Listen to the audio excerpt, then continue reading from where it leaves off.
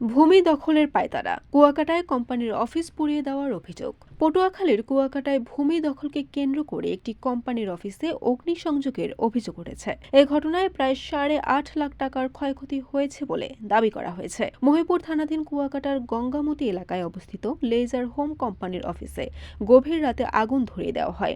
এ ঘটনায় কোম্পানির কর্মচারী মোহাম্মদ মোশারেফ হোসেন মহিপুর থানায় লিখিত অভিযোগ দায়ের করেছেন। অভিযোগে বলা হয়, লেজার হোম কোম্পানির মালিক মোহাম্মদ জাহিদ ইকবালের জমি দীর্ঘদিন ধরে কিছু প্রভাবশালী ব্যক্তি জোরপূর্বক দখলের চেষ্টা করে আসছে। বর্তমানে অভিযুক্তরা ওই জমিতে ধান চাষ করে দখলে রেখেছে বলেও অভিযোগ করা হয়।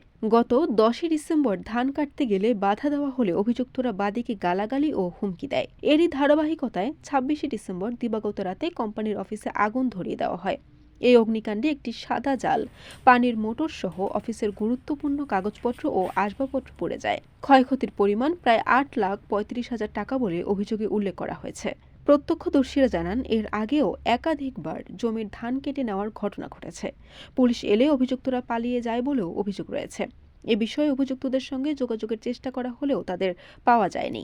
মহিপুর থানার অফিসার ইনচার্জ মোহাম্মদ মোহাম্মদ খান জানান, অভিযোগ পাওয়া গেছে, ঘটনাস্থলে পুলিশ পাঠানো হয়েছে এবং তদন্ত সাপেক্ষে আইনগত ব্যবস্থা নেওয়া হবে।